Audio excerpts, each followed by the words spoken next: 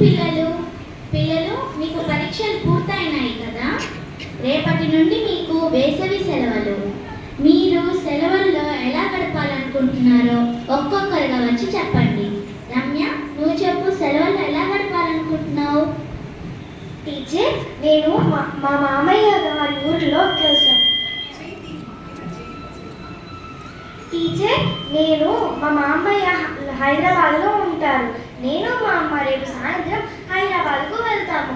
అక్కడే నేను సెలవులన్నీ గడిపేస్తాను. అక్కడ చూడదగిన ప్రదేశాలు చాలా ఉన్నాయి. అవన్నీ చూసి సెలవులన్నీ హాయిగా గడిపేస్తాము. అలానా, సరే. దివ్య, నువ్వు చెప్పు, సెలవులు ఎలా గడపాలనుకుంటున్నావు? టీచర్, నేను సెలవులలో మా తాతగారి ఊరికి వెళ్ళి అక్కడే గడుపుతాను. మా తాతగారి ఊరు నెల్లూరు దగ్గర కమలాపురం అని ఒక చిన్న పల్లె. అక్కడ మామిడి తోటలు చాలా ఉంటాయి. నేను మామిడి పండ్లు హాయిగా తింటాను. అక్కడ కొబ్బరి నీళ్ళు, తాటి ముంజలు కూడా ఉంటాయి. మా అమ్మమ్మ నాకు ఇష్టమైన స్నాక్స్ అన్నీ చేసి పెడుతుంది. నేను హాయిగా తింటాను. అక్కడ మా ఫ్రెండ్స్ చాలా మంది ఉన్నారు. వాళ్ళతో కలిసి ఆడుకుంటాను. అలానా, సరే. నవ్య, నువ్వు చెప్పు, సెలవులు ఏం చేయాలనుకుంటున్నావు? టీచర్, నేను స్కూల్కి వెళ్ళడానికి తొందరగా నిద్ర లేస్తాను కదా. సెలవుల్లో హాయిగా 9 గంటల వరకు నిద్రపోతాను. హోంవర్క్ ఉండదు కదా, మా అమ్మ ఫోన్ తీసుకొని చాలా గేమ్స్ ఆడుకుంటాను. టీవీ చూస్తాను, ఫ్రెండ్స్తో ఆడుకుంటాను. సినిమాకు, పార్కుకు అలా సరదాగా వెళ్ళి గడుపుతాను. సరే. అనిత, నువ్వు చెప్పు, సెలవులు ఏం చేయాలనుకుంటున్నావు? టీచర్, నాకు విమానం ఎక్కాలని చాలా కోరిక. ఎంత ఖర్చైనా సరే మా నాన్నగారిని బ్రతిమాలి ఒప్పించాను. నేను విమానంలో బెంగళూరుకి వెళ్తున్నాను, మా అత్తయ్య ఇంటికి. బెంగళూరు చాలా బాగుంటుంది. అక్కడ గార్డెన్స్, పిల్లల పార్కు, స్విమ్మింగ్ పూల్స్ ఉంటాయి. పెద్ద పెద్ద రెస్టారెంట్స్ ఉంటాయి. రకరకాల ఐటమ్స్ తినవచ్చు. ఎన్నో మాల్స్ ఉంటాయి. రకరకాల డ్రెస్సులు, బొమ్మలు కొనుక్కుంటాను. సెలవులు హ్యాపీగా గడిపేస్తాను. ఓకే.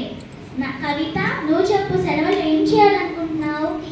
సెలవులలో వేరే ఊళ్ళకు వెళ్ళాలంటే చాలా డబ్బులు కావాలి కదా.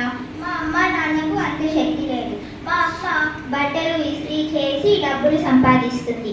మా నాన్న తోటమాలి. కాబట్టి నేను సెలవులలో ఇక్కడే ఉండి మా అమ్మకు ఇంటి పనిలో, ఇస్త్రీ పనిలో సహాయం చేస్తాను. సాయంత్రం పూట మా ఇంటి దగ్గరే ఉన్న గుడికి వెళ్ళి మొక్కలకు నీళ్లు పోస్తాను. మా తాతగారి దగ్గర మంచి కథలు చెప్పించుకుంటాను.